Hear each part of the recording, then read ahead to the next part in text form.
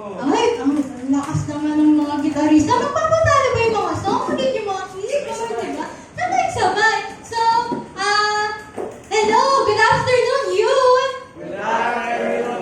Ayan. Ganyan. Ang energy naman ni Kuya Joshua. Para naman talaga naman. So, once again, mga kabataan, palakpakan naman ulit ang isa. Amen. Kasi bago palakpakan talaga para kayo, diba? So, muli na magandang hapon sa bawat isa at nakita ko na naman ang mga nagbababuhan at nagagandahan natin mga DOCGM. Ayan, diba? So, muli na nagpapasalamat tayo sa Panginoon kasi binigyan pa rin tayo, diba, ng privilege para patuloy na makapag-uri, makapag-aral ng Word of God, diba? Kasi diba yung iba, as in totally lockdown now, bawal talaga lumabas, walang mga ganitong pagtitipon, pero diba, we are blessed pa din na naririto tayo, na nakakapagpuri tayo ng sama-sama sa Panginoon, diba? Talagang nakakapagpasalamat tayo, nakakapag-aral tayo ng sama-sama sa Panginoon. So, muli pa lang pakalain sila na kami sa diba? Hindi na talaga tayo pinapabayaan. At patuloy, mga kapatid na, diba, kahit halimbawa magkaroon pa in despite na pandemic na to, patuloy pa rin tayo sa Panginoon. Kasi, di ba sa mga nakikita natin, mga sign na yan di ba? Sa taal, di ba?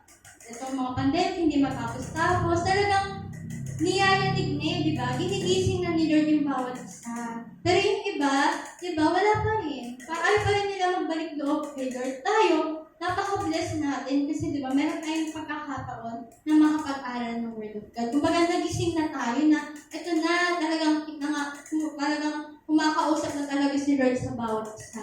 Kasi di ba guys, nasa last days na tayo, hindi natin alam kung ano pa yung mga paparating na katulad niyan, pandemic, wala namang nakakaroon na magkakaroon ng ganito, di ba?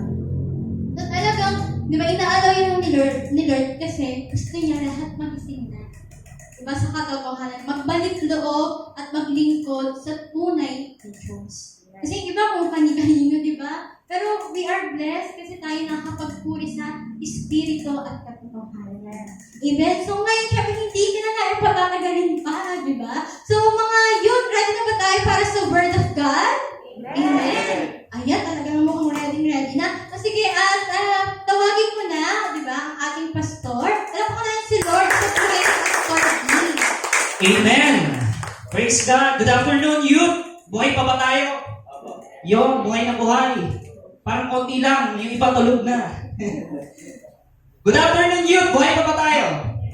Amen! Praise God! At sa araw na ito, patuloy nating aralin yung Gospel of John.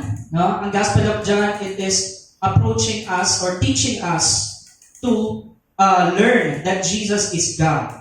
No? Ating kinikilalang Panginoon at tunay nga maraming ebidensya, overwhelming evidence, no? From history sa mga bagay na nangyari at yung mga nasusulat ay tunay na nangyayari at nangyari na. Amen? So salamat sa kay Ate Cabillo, no? At sa buhay natin lahat at ang patuloy na ating misyon, alalahanin natin. Hindi lang tayo narito, basta nakinig lang, i-share din natin, no? Yung mga natututunan natin. Yun ang tunay na ating misyon na pinapagawa ng Panginoon.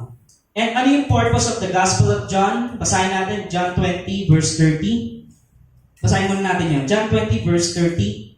So then many other signs Jesus also performed in the presence of the disciples, which are not written in this book. Maraming mga senyales na mga ginawa ng Panginoon na hindi na isulat, ngunit sapat na yung naisulat na pinag-aaralan natin upang makilala natin na si Jesus ang Kristo. Si Jesus ang Diyos na nagkatawang tao upang tayo iligtas. No? But these have been written so that you may believe that Jesus is the Christ, the Son of God, and by believing, you may have life in His name. What is the purpose of Gospel of John? No? To give us life. No? Who is the life? Jesus. No? Buhay mula sa Diyos yung nais ibigay sa atin sa pamamagitan ng ating pagsampalataya sa Kanya. Yung pagsampalataya, ulitin natin, hindi lang ikaw ay basta naniniwala, kundi yung Kanyang salita ay ating isinasabuhay. Yun ang tunay na pananampalataya. At this life from Jesus is not temporary. No? Yung binigay ng Panginoong Hesus sa ating buhay ay hindi temporaryong buhay. This is worth living to eternity. No? From here to eternity, ang mga Kristiyano, hindi yan namumuhay dito lang sa mundo. Yung pananaw natin, hindi lang dito sa mundo, na yung goals natin hanggang dito lang sa mundo. No. Our goal, our priority is to seek God kingdom and righteousness. No? God's kingdom and to bring glory to Jesus. No? Bring glory to God. That is our purpose. No? This life is worth living to eternity. Ano ba ang gusto mong buhay forever? So, ulitin ko, naniniwala ba tayo sa forever? Opo. Yes. Amen. Praise God. No? Forever with Jesus. No? Pero dito sa mundo, guys, ang katotohanan, walang forever. Amen? Heaven and earth will pass away, sinabi ng Bible. But the one who lives according to the will of God shall live forever. No? Yung buhay na tinanggap mo mula sa Panginoong Jesus, yun ay magpasawalang hanggan. Amen? Hindi yung buhay na hanggang dito lang. No? It is worth living through eternity. To eternity, no? If your life is meaningless, do you want to live that forever? Kung ang buhay mo ngayon, yung buhay mo ngayon, isipin mo guys, yung buhay mo ngayon na sinasabuhay mo, gusto mo ba ganyan habang buhay? Yung ganito, pandemic, mga kalamidad, gusto mo ba ganito habang buhay? No. At good news, no? Hindi magtatagal, or I mean, this is only temporary. Itong mga bagay na nangyayari, itong mga bakit sa mundo, no? This is all temporary. Psalm 34, verse 8, ang sabi dito, taste and see that the Lord is good. How blessed is the man who takes refuge in Him. No? Halika at ating tikman at ating maranasan na ang Diyos ay mabuti. No? Paano natin mararanasan ang pagkilos ng Diyos sa ating buhay? Kung tayo ay susunod sa Kanyang mga pinapagawa o yung Kanyang salita. No? At mararanasan natin sa kabila ng pait, no, na nararanasan natin dito sa mundo, there is always joy sa puso natin. Yung joy na indescribable, na kahit punong-puno ng problema ang mundo, andun pa rin yung ating kapayapaan, yung ating kagalakan, no? Hindi tayo nananatiling malungkot. Sino malungkot dito? Sad. Mga sad. Sino? No? There's no reason na para tayo ay laging malungkot. Hindi dapat. No? Sabi nga, in everything, give thanks. Rejoice always in the presence of God. Ang tunay na kagalakan matatagpuan lang natin sa Panginoon. So, pinag-aralan natin sa Gospel ni John, dun sa kanyang aklat, no? That Jesus is the Word of God. Jesus is the Creator, the life giver. No? Jesus is the satisfaction of our life. Jesus is the one, no, na siya yung daan patungo sa Ama. He is the only way. He is one of the triune God. Jesus is the bread of life. At yung last time na pinag-aralan natin, Jesus is the Messiah, or He is the Christ. He is the promised King, promised Messiah, King of Kings, Lord of Lords. So, paano tayo nagsiserve sa Hari? Wholeheartedly. Hindi tayo nagsiserve yung half-hearted lang tayo. Yung parang basta nag-serve ka lang. No, we will give the best. Sino dito gustong ibigay yung the best kay Jesus? Yes, all of our life. No, Lord, I trust you, Panginoon. I entrust to you all of my life. Yun yung ating prayer, no, sa Panginoong Jesus. Kaya nga, napakahalaga ng ating pag-aaral na ito. At ano ba ang pinakamahalagang utos ng Panginoon? Pag-ibig sa Diyos, at pangalawa, pag-ibig sa ating kapwa. No? Love your neighbor as you love yourself. At sinabi pa ng Panginoon, love your parents, honor your parents. Serve, no? Pagsilbihan mo ang Panginoon. At paano ba yung pagsisilbi natin? Katulad sa pag-aaral nyo, no? Or kung meron nga kayong trabaho, kung ano man yung ginagawa natin yun para sa Panginoon. Hindi para sa ating sarili, no? Hindi para kung kanino, kundi pinakauna ay para sa Panginoon. Amen? Lahat, everything we do it for the glory of God. At ang pag-aaralan natin ngayon ay, ang title ay, The Lord is Gracious. the Lord. Who is the Lord? Jesus. At sinasabi siya ay mabiyaya o yung kanyang grasya. Ano ba ibig sabihin ng grasya? Ano ba ibig sabihin ng grace? No? Na tinatawag. What is grace? Ito yung tinatawag na regalo. This is not something we earned. No? Yun yung grasya, yung something we don't deserve, pero ibinigay sa atin.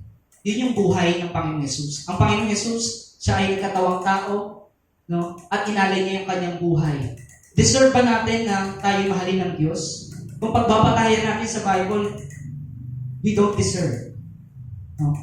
Pero dahil the Lord is gracious, He gave His only begotten Son. Whoever believed in Him shall not perish but have eternal life. Ngayon, wala ka ng kapahamakan, no? Mawala ka man dito sa mundo, ikaw ay mabubuhay. Meron kang glorified body. You are now entered, no, into the kingdom of God. Bahagi ka na ng kaharian ng Diyos because of His grace. No, hindi dahil sa mabait ka, hindi dahil sa nagsiserve ka sa ministry, hindi dahil sa umaattend ka, kung bakit ka niligtas ni Jesus. No. No amount of goodness, no, yung makakaabot sa standard ng Panginoon. Kaya nga, the Lord is gracious. Kung hindi dahil sa grasya niya, wala tayong kaligtasan. Wala tayong kagalingan. Wala tayong kalakasan kung hindi dahil sa kanyang grasya. Ephesians 2:8. Ang sabi dito, basahin natin. Ephesians 2:8. For by grace, you have been saved through faith. And this is not of yourselves. It is the gift of God. Hindi ito galing sa atin. Yung pagkaligtas natin, no? Na ikaw ba ay naligtas dahil marami kang ginawang mabuti sa buhay mo? Hindi ganoon. Hindi dito yung ligtas points. Dagdag points ka sa langit. Walang ganon. Minus points ka sa langit. Di ba nakikita natin yan sa internet? Pero kung babatayan natin sa Biblia, walang points eh. No? Only by grace of God. Kaya tayo naligtas. Tinanggap natin ng Panginoong Jesus, yung kanyang sakripisyo, yung kanyang alay, kanyang buhay. At yung buhay na kaloob ng Panginoon ay magpasawalang hanggan. Amen. Yun ang grasya mula sa Panginoon. 1 Corinthians 6 verse 9, sabi dito, do you not know that the unrighteous will not inherit the kingdom of God? Hindi niyo ba alam na yung mga hindi matutuwid o yung mga masasama ay hindi magmamana ng kaharian ng Diyos? Ang sabi ni Apostle Paul, do not be deceived, huwag niyong dayain ang iyong sarili. Neither the sexually immoral, nor the idolaters, nor adulterers, nor homosexuals, nor thieves, nor the greedy, nor those habitually drunk, nor verbal abusers, nor swindlers will not inherit the kingdom of God.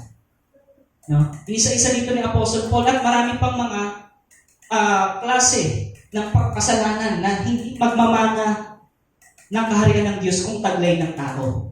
No? Sexually immoral, no? Nor idolaters, gusto asamba sa mga hindi tunay na Diyos. Yung sinasamba mo yung sarili mo. No? Sinasamba mo yung kayamanan, mga bagay sa mundo. At iba pang mga dinadiyos ng tao. Adulterers. Yung adulterers, hindi lang to literally or physically. No? Yung tinatawag na, yung may asawa na may asawa, yun ay ang yung karelasyon.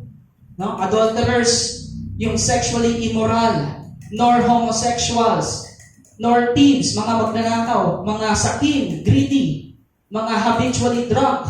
Yung habitually drunk, yung lasing, hindi lang tinutukoy yung alak, kundi lasing sa mga bagay sa mundo. No? Verbal abusers, yung mga mandaraya, yung mga mapanlinlang, ay hindi magpamana ng kaharian ng Diyos. Hindi doon nagtatapos. Basahin natin next. Such were some of you. Ganyan ang ilan sa inyo. Yun yung sa Tagalog, no? Ganyan ang lahat sa atin. Sino dito ang walang kasalanan? Lahat tayo nagkasala. According to the Bible, we have all sinned. No? We are all imperfect people. Sa loob ng iglesia, lahat ng tao na tumanggap sa Panginoon Jesus, hindi naman kaagad-agad perfect or ganap. No? We are under perfection. No? Pinaperfect tayo ng Panginoon through His Holy Spirit, through His Word. No?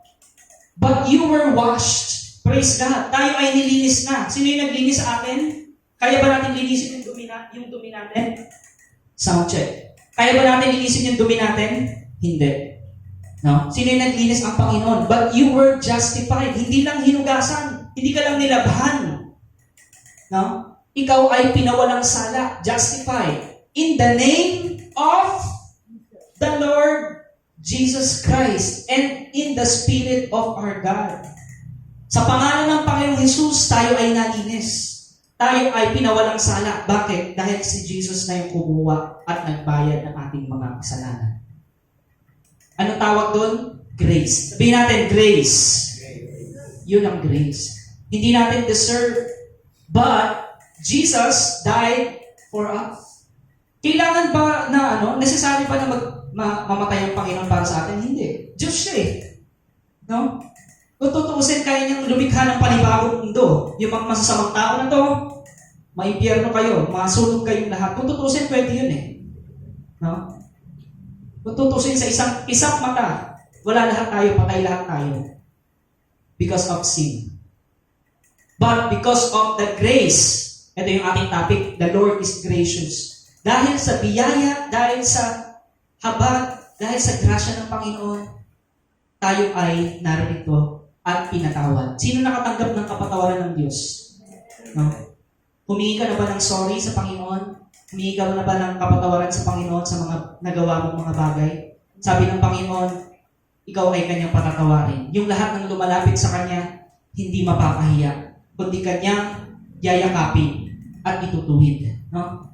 Sabi pa sa Titus 3:5, He saved us not on the basis of deeds, hindi dahil sa mabubuting gawa, hindi dahil sa mga katwiran ng tao, but in accordance with His mercy, dahil sa kanyang kaawaan sa atin, dahil sa kanyang habag, by the washing of the regeneration and renewing by the Holy Spirit.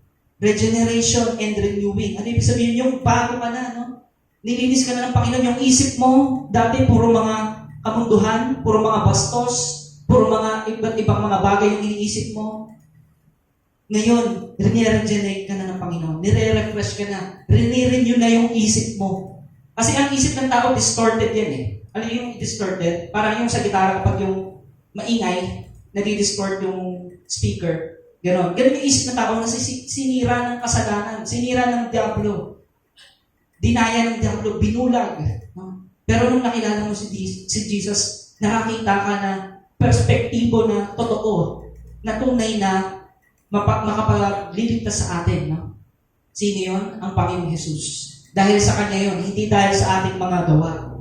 Dahil sa Kanyang habag, tayo ay nilinis, tayo ay nabuhay na mag-uli, no? Spiritually, and renewing by the Holy Spirit.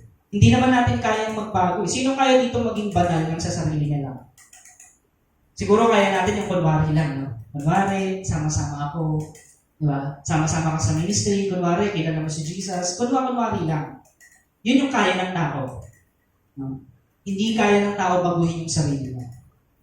Kaya nga sa panahon natin ngayon, ang mga Kristiyano, hindi natin trabaho yung i-judge yung kapwa natin. No? O ikaw, may pierno ka dahil ganyan ka. Hindi ganoon. Yung mga ganong Christian, hindi yung tunay na Christian, hindi yung tunay na nakakaintindi. No? Anong mission natin? To share Jesus. To share the grace. Yung grasya ng Panginoon, yung salita ng Diyos ang ibahagi natin na mayroong pag-asa na tayo'y magbago. Hindi sa pamamagitan ng ating sariling talino, kundi sa pagkilos ng Panginoon. Una, the cost of grace. No? The cost of grace. Yung binayaran ng Panginoon. No? Upang tayo ay maligtas. Jesus paid for our sins. Sa John 8, verse 1, sabi, Jesus went to the Mount of Olives, and early in the morning, He came again into the temple area. And all the people were coming to Him, and He sat down and began teaching them. So, nagtuturo ang Panginoon, no? Nakita natin doon sa Mount of Olives. Umagang-umaga, nagturo ang Panginoon. Now the scribes and the Pharisees brought a woman caught in act of adultery. yung mga iskripa, yung mga pariseyo, dinala nila yung isang babaeng, mangangalon niya, adulterer. No? Nahuli. Sinasabi ng mga pariseyo, yung mga religious leader na to, na itong babae na to nahuli sa pangangalon niya.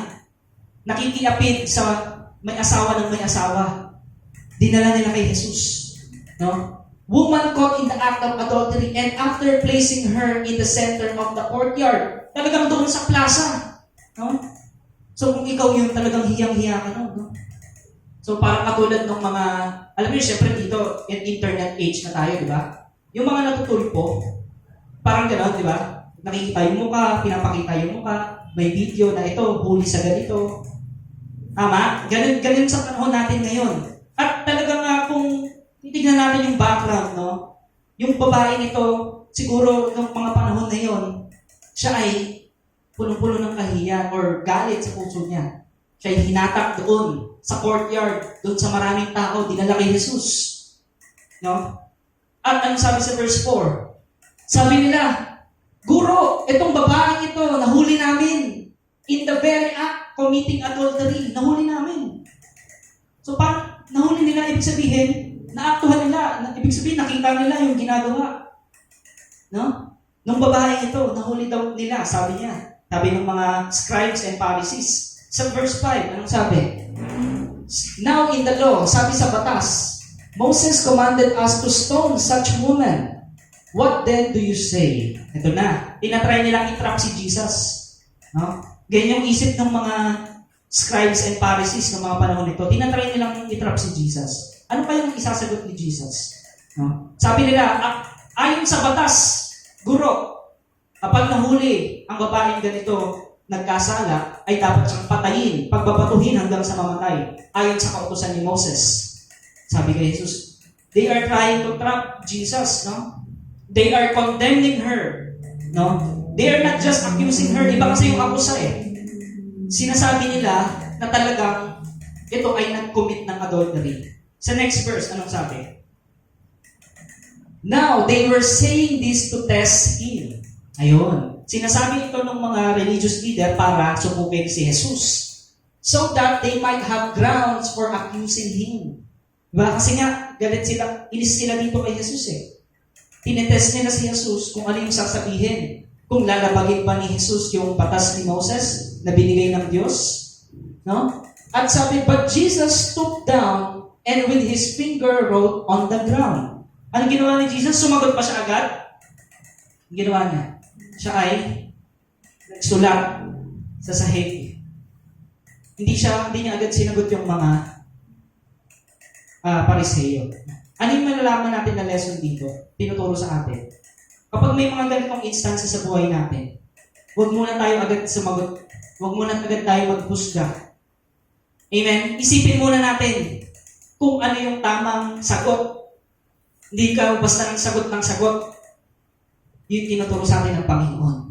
No? They used the girl to trap Jesus at alam ng Diyos ang kanilang puso. Sabi kasi sa Old Testament, ito yung batas, Deuteronomy, you shall not commit adultery. Sa Ten Commandments to. Hindi ka dapat mangalon niya o wag kang mangangalon niya. Next, if a man is found sleeping with a married woman, then both of them shall die. The man who slept with the woman and the woman. So you shall eliminate the evil from Israel. Kapag ang isang taong kasal, nakikiapid sa may asawa, no? Sila ay dapat patayin ayon sa batas noong panahon na yun. No? Siguro kung papatupad to dito ngayon sa Pilipinas, sa tingin nyo, ilan ang mamamatay? Madami. No? Sa panahon natin ngayon, ganyan yung nangyayari. Next, ano pa? If there is a girl who is a virgin, betrothed to a man, and another man finds her in the city and sleeps with her, then you shall bring them both out to the gate of the city, and you shall stone them to death. Ito na nga yung kinukote ng mga pariseyo kay Jesus. Na nasa batas, kapag nahuli ang isang babae, nangangalon niya, siya ay pagbabatuhin hanggang sa mamatay. No? At sinabi, the girl, is stoned to death because she did not cry out for help. So bakit? Hindi kasi siya sumigaw eh. So, ibig sabihin, parang ginusto niya na rin yun. Amen? So, yun yung sinasabi ng batas, na dapat kapag may mga ganon, hindi pala niya gusto yung act na yun, kailangan sumigaw siya sa city, no? Because he has violated his neighbor's wife, so you shall eliminate the evil from among you. Ialis ang kasamaan sa kalagitnaan niyo. Yun ang sabi ng panahon ni Moses, no? Galit ang Diyos doon sa pangangalo niya. Amen? Ayaw ng Diyos yun. Hindi lang to physically, maging spiritual. No? Galit ng Panginoon doon. Adultery is not just physical. Sabi dito ng Panginoong Jesus sa pangangaral niya, Matthew chapter 5:27. You have heard, narinig ninyo na huwag kayong mangangalo niya. Sabi sa 28. Pero sinasabi ko sa inyo ngayon, sino mang tumingin sa babae na may pagnanasa ay nag-commit na siya ng pangangalo niya sa kanyang puso. Mas matindi. No? Sino man tumingin sa babae na mayroong pagnanasa ay nagkasala ka na ng pangangalo niya. No? Sa panahon ngayon, di ba? Sa internet age pa lang eh. Nag-gaano ka pa lang sa newsfeed. Kung ano-ano na nakikita mo eh. No? Gaano ka-distorted ang ating mundo ngayon? No? Kaya nga, we need grace. Sabihin natin, we need grace. Hindi natin kaya. No? Naalala niyo si David? Nakita niya si Bathsheba, naliligaw, hindi niya kinaya. Hari na yun, ha? Malapit na yun sa Diyos. A man after God's own heart ang tawag sa kanya. But he committed adultery. Amen? Dahil ang kailangan ng tao ay ang grasya ng Panginoon para maiwasan yung mga bagay na yan. Naalala niyo ba si Joseph sa Old Testament? Anak ni Jacob. No? Gusto siyang sipingan ng asawa ni Potiphar. No? Lagi siyang tinatawag, Joseph. No? Lagi siyang inaakit. No? Siguro si Joseph, talagang, ang pagkaka-describe kasi kay Joseph sa Bible, talagang makisig siya. Binata. No? Gusto niyo ba malaman yung tsura ni Joseph? Tingin kayo. Tingin na niyo yung Bible kung anong pagkaka-describe. Hindi sa akin, hindi ko kamukha si Joseph. Malayo. Okay? So, ganoon ang nangyari. Maraming beses sa Bible na mga nangyayaring mga bagay na ganoon. Pangangalo niya. Ayaw ng Diyos yung pangangalo niya. Sabi ni Jesus, tumingin ka lang. No? Wala pa kayong physically contact. Pero tumingin ka lang. Kahit lalaki, kahit babae.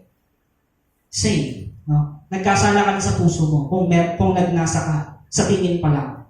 No? So, ito yung problema. Problema ng mga tao. No? Ayaw ng Panginoon itong adultery. Alam niyo ba kung ano ang resulta nitong adultery sa buong mundo mula pa noon? Anong resulta? Alam niyo ba yung sakit na AIDS? Alam niyo yung sakit na STD? Sakit na HIV? No? Natatransfer no, yung sakit na yon. Bakit? Because of pangangalo niya. Dahil sa pangangalo niya. No? Kung sino-sino na lang. No? Yung sa maraming mga lalaki, nagbi-beer house, no? At kung sino-sino na lang yung mga sinasamahan nilang mga babae. At anong nangyayari? Nagkakaroon ng sakit. No? Merong isang kwento yan. Isang asawang lalaki, bago siya ikasal, no, binigyan siya ng babae ng mga tropa niya. No? Nagkaroon ng ganong bagay. Binigyan siya ng babae ng mga tropa niya. At anong nangyari? Doon sa ikakasal na lalaki, no, nagkaroon siya ng sakit.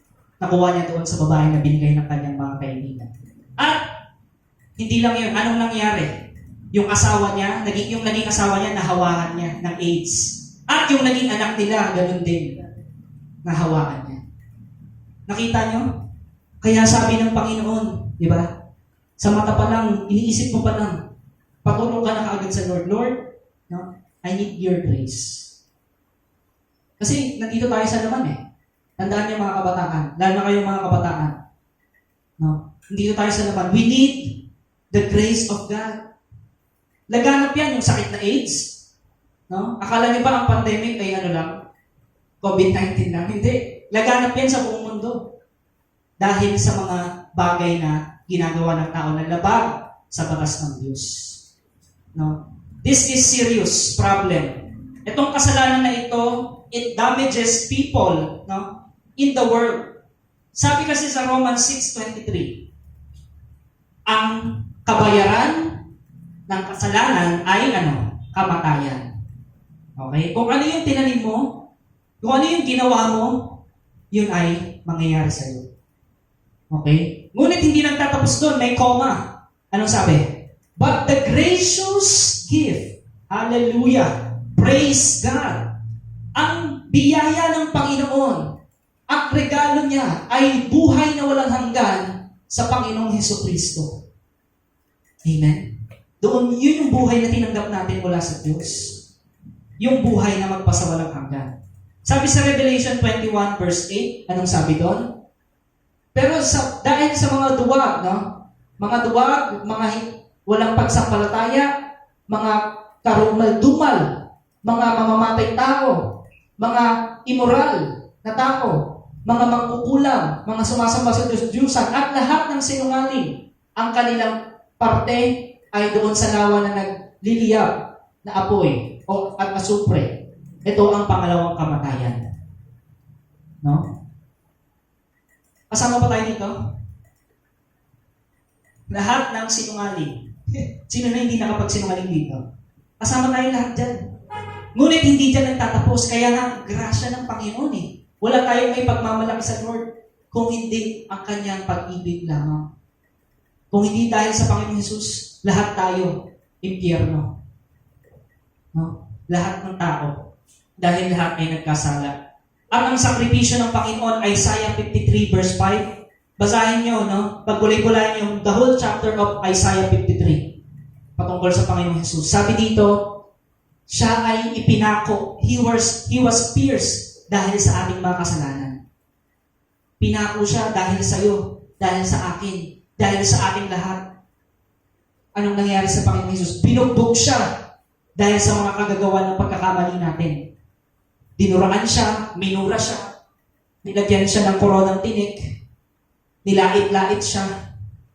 Meron pang ginawa kay Jesus, nung gulpi-gulpi na si Jesus, tinakluban siya ng kumot, tapos sinusuntok-suntok siya. Tapos sinasabi nung sumusuntok sa kanya, mag-prophecy ka, sino yung sumuntok sa'yo? Nilalait si Jesus. Dahil yun sa atin. Dahil sa lahat ng tao. Ganun yung ginawa ko. Pero umimig ba si Jesus? Hindi.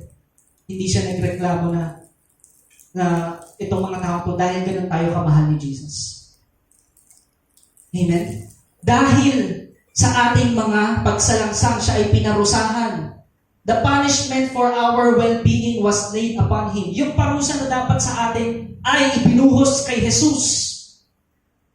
At dahil sa kanyang mga sugat, tayo ay gumaling. Tinanggap lahat ng Panginoon yun. Habang paakyat siya doon sa krus ng Kalbaryo, dala-dala niya yung mabigat na kahoy na krus. Sino yung iniisip niya? Ikaw at ako. Lahat ng mga tao. Mahal ng Diyos. Yun yung John 3:16 eh. God so loved the world. Gaano kamahal ng Diyos ang tao para matubos tayo kay Satan sa kasalanan. Yun ay ginawa ng Panginoon. Ang tawag doon, grasya. Biyaya ng Panginoon na walang kasing halaga. Next, the condition of grace. Anong nangyari sa senaryo ng binabasa natin? 8:7. When they persisted in asking Him, He straightened up and said to them. Ito yung sagot ni Jesus doon sa mga nag-aakusa or sa mga nagsasabi na yung babae ay nanalo niya. Kung sino man ang hindi nagkasala sa inyo, siya ang unang bumato. Ang galing. Ha? Ang talino ng Panginoong Jesus. Ito yung sagot niya. Hindi niya nilabag yung kautusan ng mga panahon na yon. Kasi mabisa pa yung kautusan eh. At ang Panginoong Jesus ang tumupad ng kautusan. Amen? Sabi niya, sino man ang walang kasalanan sa inyo, siya ang unang bumato. Anong nangyari? May bumato ba o wala? Bakit? Walang bumato. Dahil lahat ay makasalanan. Nagkasala. Anong nangyari sa verse 8? And again, he stooped down and wrote on the ground. Nagsulat na naman ang Panginoon. Anong sinasabi nito? Naalala nyo yung batas na binigay kay Moses, yung tablet of stone? It was written by the very finger of God. At sinasabi, ang pinaparating dito ng Panginoong Jesus, ako ang nagbigay ng batas. I am the lawgiver. Yun yung pinapahiwatig niya sa mga Pariseo, sa mga religious leader, na siya ang Diyos na nagbigay ng batas. Okay? Next. Sabi dito, ang lahat ay nagkasala at lahat ay nabigo sa pag-abot sa kaluwalhatian ng Diyos. All fall short for the glory of God. No? At alam ng Panginoon ang batas.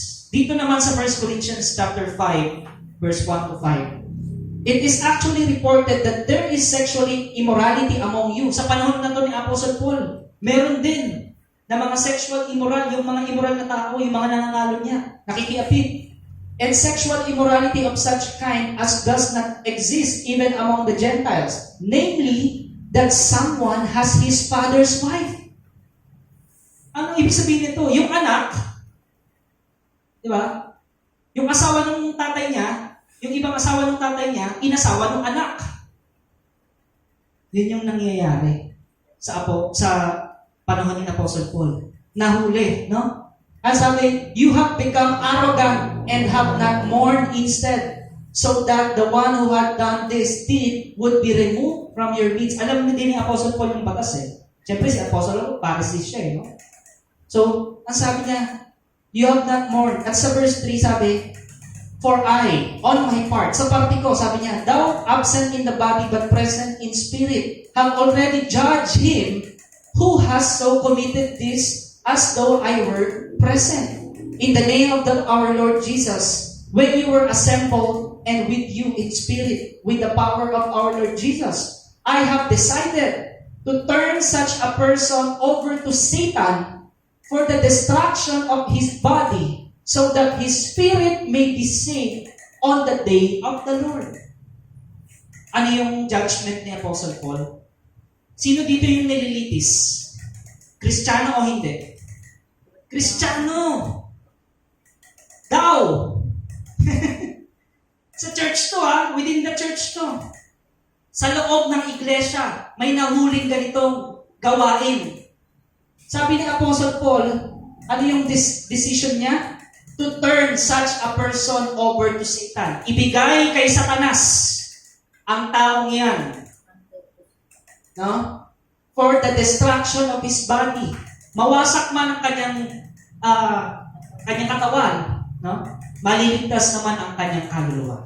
So ang purpose pa rin ay maligtas ang kanyang kaluluwa. Ano ibig sabihin yung mawasak? Katulad ngayon pinag-usapan natin kanina yung AIDS, di ba? Binawasak niya yung katawan niya dahil doon sa mga bagay na gawain ng tao na labag sa Diyos. Unti-unti kang papatayin ng sakit na yan dahil sa pangangalo niya or sa mga bagay na rin niya. Pero, ang desisyon sa loob ng iglesia, sabi ni Apostol Pablo, handed to Satan. Masira man ang kanyang katawan, ang kanyang kaluluwa ay maliligtas. Amen? Next. Ano pa? Sabi ni Apostle Paul, but actually, I wrote to you not to associate with any so-called brother. Ano yung ibig sabihin so-called brother? Yung sinasabing siya'y kapatid, pero nagkukunwari lang. Sinasabing siya'y Kristiyano, pero nagkukunwari lang. If he is sexually immoral person, or a greedy person, or idolater, or is verbally abusive, or habitually drunk, or swindler, not even to eat with such a person. Huwag kang makikisama sa mga ganong tao. Iwasan mo yung mga ganyang tao. Sinasabi ni Apostle Paul. Okay? Pinapaiwas. 12. For what business of mine is it to judge outsiders? Okay? Anong sabi ni Apostle Paul? Wala tayong jurisdiction or wala tayong karapatang husgahan yung mga nasa labas ng church. Wala. Yun yung sinasabi niya. Do you not judge those who are within the church? Hindi nyo ba hinahatulan yung mga nasa loob ng iglesia? Kasi merong paghatol, alam nyo ba yun? Sa loob, kapag ikaw ay may gawain ganyan. But those who are outside, God judges. Yung mga nasa labas, ang Diyos ang huhusga. Pero yung mga nasa loob, ang huhusga doon ay yung leader na nakakaalam, na itinalaga ng Diyos na mag-alaga ng mga tupa. Okay? Kaya sabi, remove the evil person from among yourselves. Ganun din, no? Sa Galatians 6:1, basahin natin. Brothers and sisters, even if a person is caught in any wrongdoing, ikaw na espiritual ang siyang mag-restore sa kanya, mag-encourage sa kanya, na magbalik loob. No? In a spirit of gentleness. Ayan, mga kapatid, no? Kapag nakikita natin yung ating brother or sister na naliligaw na ng landas, encourage mo siya. Sinasabi doon, no? Di ba? Open rebuke is better than hidden love. At sinasabi dito, encourage natin yung mga kapatid natin na naliligaw na landas na magbalik sa Panginoon in gentleness. Hindi yung nanguhusga, uy, ano yung ginagawa mo? Yung gano'n, diba? Sinatch mo na. Masama yan, impyerno ka. Paalak nga sa buhay mo, tikas ng ulo mo eh. Hindi gano'n. Anong sabi dito? With gentleness. Each one look into yourself so that you are not tempted as well. Na hindi ka rin matukso. No? Kaya nga sabi, pagpasanan kayo ng mga bigatin and thereby fulfill the law of Christ. Kaya nga kapatid, kailangan natin ang isa't isa. Hindi natin kaya na tayo ay matuwid sa pamamagitan lang ng ating sarili. Kailangan natin ang grasya ng Panginoon. Amen? The Lord is gracious. Next, sa 9, anong nangyari dun sa babae? Now, when they heard this, they began leaving. Anong nangyari? Umalis isa-isa. They began leaving. Yung mga nag-aakusa or yung mga kumukondena doon sa babae, umalis isa-isa. One by one, beginning with the older ones, and he was left alone. And the woman where she was, in the center of the courtyard. Sino na lang dalawa yung nandun? Umalis na yung mga tao kumukondena doon sa babae. Anong tinuturo natin, no? Anong nakikita natin dito? Yung mga tao yun, ma-pride. Meron silang pride. Umalis na lang sila. Hindi man lang sila nag-sorry. Ha? Hindi man lang sila nagpakumbaba na sila ay nagkamali. Ganun yung mga taong ma-pride. Hindi yan magpapakorek. No? May dala-dala na silang bato, mas bitawan nila, umalis na sila. May pride. No? Hindi nila kinikilala si Jesus. Ganun yung mga taong nire-reject si Jesus. No? Aalis na lang. Marami nang ganyan sa mga ministry. Aalis sa church, hindi nagpaalam. May pride. Hindi ino-honor si Jesus. No? Kaya nga, dapat lagi tayong humble sa harapan ng Panginoon. Yun ang tunay na Kristiyano. No? Hindi lang basta umalis ka. Hindi ka man nag-sorry, hindi ka marunong mag-sorry, hindi ka marunong mag-thank you, hindi ka marunong mag-acknowledge ng pagkakamali mo. Ayaw ng gano'n ng Panginoon. No? Ngunit maraming taong ganyan. Because of their pride, they left instead of admitting their sins to Jesus and humble themselves. Sa 10, anong sabi? And straightening up, Jesus said to her, anong sabi ni Jesus dun sa babae? Woman, where are they? Nasaan na sila? Alam niyo ba ibig sabihin ng woman? Yung pag-address niya, hindi to yung walang galang, no? Yung sa panahon natin parang madam, parang gano'n, no? Jesus magalang siya eh. Woman, asa na sila? No? Tinanong niya yung babae. Did no one condemn you? Wala bang humatol sa'yo? Wala bang nagkondena sa'yo? Ang sabi ng babae, wala po, Panginoon. Nakita niyo, ano yung sagot niya kay Jesus? Wala po, Panginoon. Na-recognize niya na itong si Jesus ay Panginoon. Amen? Sabi niya, no one, Lord. At sabi ng Panginoon, I do not condemn you. Hallelujah! Sabi ng Panginoon, hindi kita kinukondena. Amen? Sabihin na natin, kung halimbawa totoo nga yung inakusa sa kanya, pero ang Panginoon Jesus nung panahon na yun, sabi niya, hindi kita kinukondena. Kasi nakita niya yung puso ng babae. tinanggap siya bilang Panginoon. Kaya kapatid, once na tinanggap mo si Jesus bilang Panginoon sa buhay mo, no? Wala nang pagkondina na darating sa iyo dahil kinuha na lahat ng Panginoon Jesus. Pinatawad ka na niya. Amen? I do not condemn you either. Go! From now on, do not sin any longer. Huwag mo nang gawin muli yan. At huwag ka nang magkasala, sabi ng Panginoon. Bakit sinabi ito ng Panginoon? Dahil binasbasan na ng Panginoon ng kanyang grasya. Kapag ikaw, tinanggap mo ang Panginoon Jesus sa iyong buhay, ang grasya ng Panginoon ay laging nandiyan.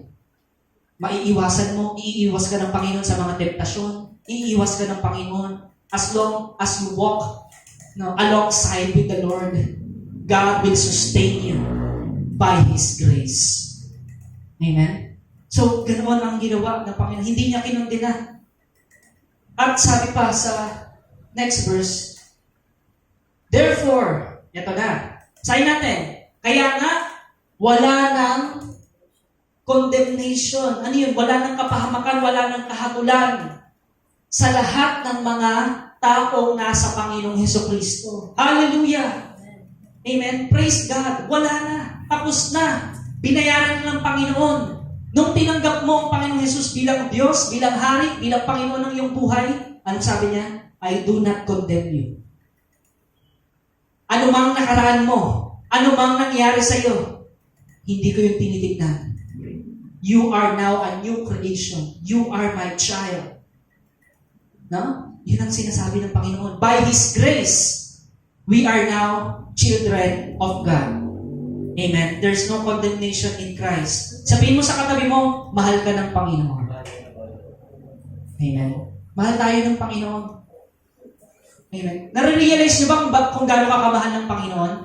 Nare-realize mo ba kung gaano kabuti ang Panginoon sa buhay mo, kapatid? Kung gaano siya nagsakripisyo para sa iyo. Tinanggap niya lahat para sa atin. Wala nang condemnation para sa lahat ng nasa Panginoong Jesus. At ibibigay niya yung the best sa iyo. Kaya nga, He became sin on our behalf. Sino yung naging kasalanan? Yung lahat ng kasalanan natin ay itinigan sa Panginoong Jesus. Sabi sa 2 Corinthians 5:21.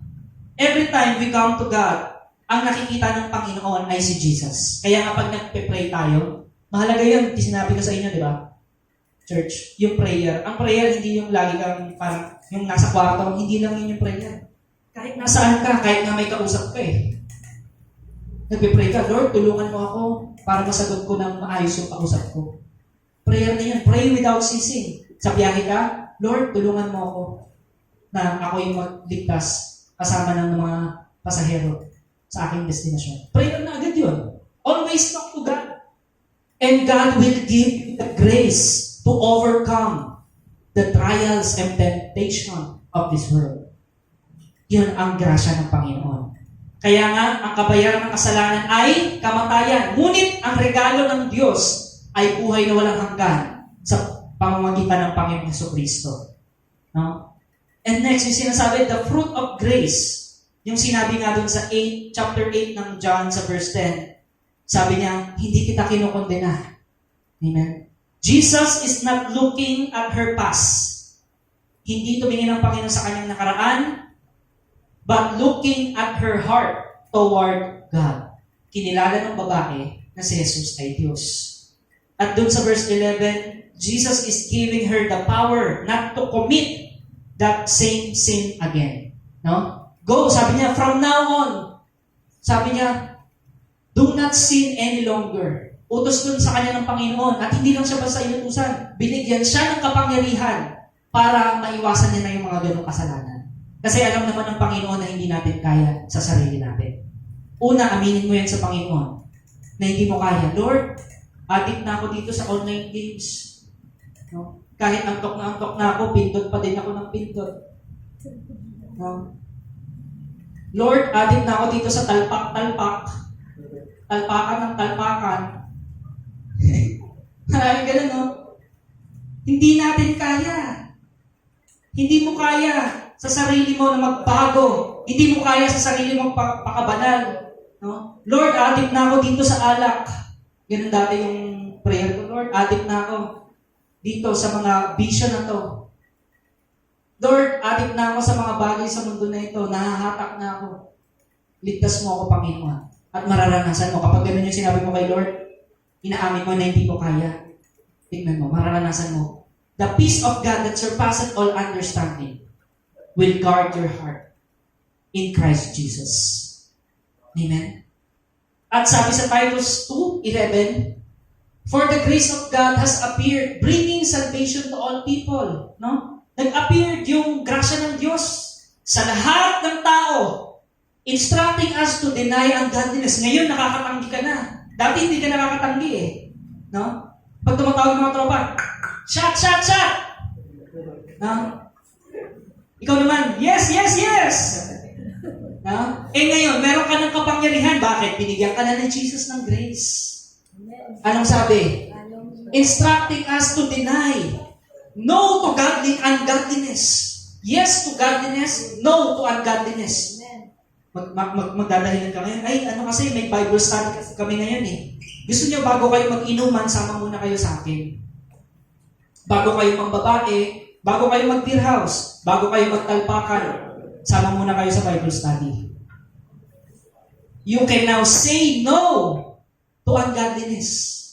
No, hindi naman sinasabi dito na sasabihin mo yung mga kaibigan mo, no, mga demonyo kayo. Hindi ganoon. Ang sinasabi dito ng Panginoon, meron ka na ngayong kapangyarihan na tumanggi. Bakit? Binigyan ka na ng grace ng Panginoon. Amen? Naintindihan niyo ba? Binigyan ka na ng grace ng Panginoon na hindi, parts, kasi may kami ngayon, guitar lesson para kay Lord. No? Meron kami ngayon voice lesson. Tingnan mo, ganda na nga yung boses ko. Yan, gusto mo sumama, tara. Ganun na. Ganun yung pagtanggi. No? Hindi naman yung sasabihin na, demonyo kayo, risk kayo dito. Hindi ganun. Amen?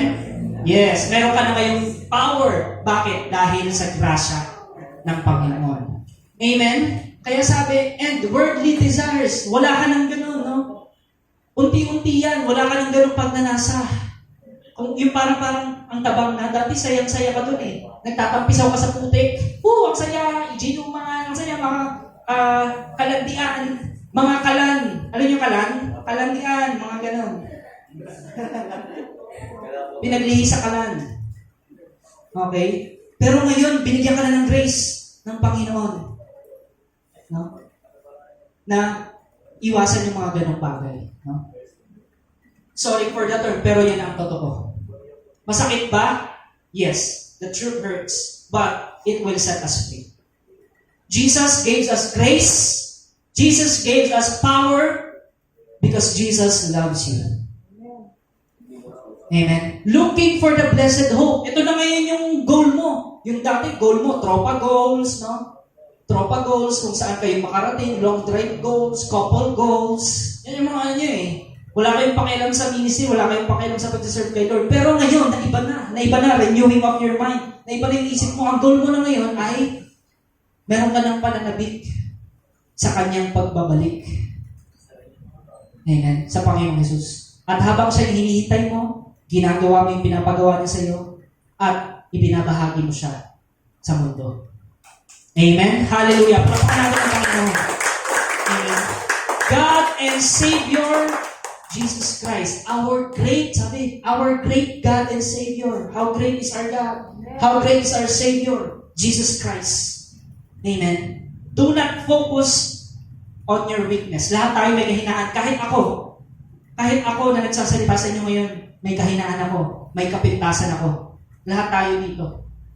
No? Huwag tayo mag-focus doon, Lord, hindi ko kaya. Mahina ako, hindi ako karapat-dapat sa iyo, Lord, ang dumi-dumi ko. Ayoko. Hindi. Sinasabi ng Panginoon, anak, ako ang magbibigay sa iyo ng grasya. Amen? Do not focus on your weaknesses. Huwag kang mag-focus sa mga kabiguan mo, sa mga nagawa mong mali. Mag-focus ka kay Jesus. At ang grasya ng Panginoon ang hayaan mong maghari sa buhay mo. Last two verses na. No? 1 John 7, verse 3, and everyone who has this hope, ang sino mang mayroong pag-asa na nanggaling sa Panginoon Jesus ay nililinis ang kanyang sarili. Ibig sabihin, umiiwas sa mga bagay na madumi. Ang sino mang nagpa-practice ng mga bagay na masasama o yung lawlessness, and sin is lawlessness. You know that He appeared in order to take away sins. Naparito ang Panginoong Jesus para ipawala ang mga kasalanan at tayo ipawalang sala. No one who remains in Him sins continually. Yun. Yung mga talagang Christians, yung talagang sumusunod sa Lord, ay hindi nagpapatuloy sa mga kasalanan. Okay? Pero nagpapakorek sa Panginoon. No one who sins continually has seen Him or knows Him. Next. Mga anak, sabi, sinusulat ko ang mga bagay na ito sa iyo that you may not sin, para hindi ka magkasala. At ang sino bang magkasala, we have an advocate with the Father, Jesus Christ the righteous. Kung ikaw ay nagkasala, lapit ka agad sa Panginoon. At sinasabi, sino yung advocate? Pag sinabi yung advocate, tagapamagitan. Kumbaga, yung abogado natin sa Ama. Sino yun? Ang Panginoong Jesus. Kaya andun agad yung grace, yung pagpapatawad ng Panginoon. Pag lumapit ka, umamin ka, nagsorry ka. Kumanta ka ng, I'm coming back, the heart of worship. I'm sorry, Lord, for the things I've made it. It's all about you, Jesus. No? Siya yung laging nandoon para magpatawad sa atin. No? He Himself is the propitiation for our sins. Sa 3, by this we know that we have come to know Him if we keep His commandment. Malalaman mo ang isang tao kung talagang Christian. Ano yun? Nagsisikap, nagpupursige na sundin ang salita, ang utos ni Jesus. Everything you have is grace given by God. Lahat ng meron ka ngayon, sa sitwasyon mo ngayon, kaya tayo nandito ngayon, ay dahil sa grasya ng Panginoon. Amen? Lahat ng meron tayo, it's all by grace. Lahat. It's all because of Jesus. Not by might, nor by power, but my spirit, says the Lord. Siya ang kalakasan natin. Siya ang tagumpay natin. Siya ang kagalingan natin. Siya ang provider natin. Siya ang ating hari. Siya ang tagapagtanggol natin. Lahat ng pangangailangan natin, siya ang magbibigay sa pamamagitan ng kanyang grasya. Ano yung tanda natin, church? The Lord is gracious. Ito ang mensahe ng Panginoon sa atin sa hapon na to. At kung ikaw, kung inausap ka ng Panginoon, meron kang hindi pa inaamin na kasalanan sa Kanya. Meron ka sa buhay mo na hindi mo mabitaw-bitawan. Ngayon na ang tamang oras upang idalangin ito sa Panginoon. Na humingi ka ng tulong. Sabihin mo, Lord, hindi ko ito kaya. Hindi ko kaya bitawan ang sitwasyon kong ito, ang bagay na ito sa buhay ko. Tulungan mo ako, Lord, I need your grace. Amen. Kaya naman kapatid, tayo ay manalangin sa oras na ito. No? Kung kinakausap ka ng Panginoon ngayon, no? Huwag mong intindihin yung katabi mo. Huwag focus ka lang sa Panginoon ngayon. Tayo ay mananalangin. Kakausapin natin ang Panginoong Jesus. No? Heart to heart talk, no? Sa Panginoon. Nais ng Panginoon na ikaw ay pagpalain. Nais ng Panginoon na ikaw ay bigyan ng kanyang grasya. More and more of His grace. Ngayon ang time na ito ay itaas mo sa Panginoon. Ano bang kahinaan mo? Ano bang mga nahihirapan, struggle mo sa buhay? No? Kaya naman kung inaamin mo meron kang mga kahinaan, meron kang mga kabiguan, kahit sa oras na ito meron kang hinahawakan na mali na hindi mo mabitaw-bitawan, itaas mo ang kamay mo sa Panginoon. No? And this is your prayer. No? Yes, huwag kang mahiya. Kung sino man ang kinakausap ng Panginoon dito, huwag kang mahiya na itaas mo sa Kanya yung kamay. You will experience His grace. That Lord, we are here, Panginoon, at your feet, Panginoon. We lay down our burden, Panginoon, at your feet, Lord Jesus. Right now, Lord, search our hearts, Panginoon. Search our soul. Ang lahat sa amin, Panginoon. Tunay nga, Lord, nakikita mo ang mga bagay sa buhay namin, mga bagay sa sitwasyon namin sa panahon ngayon. Inaamin namin, Panginoon, anumang mga kahinaan namin, anumang mga kabiguan namin, mga pagkakamali namin, na hindi namin mabitaw-bitawan, Panginoon.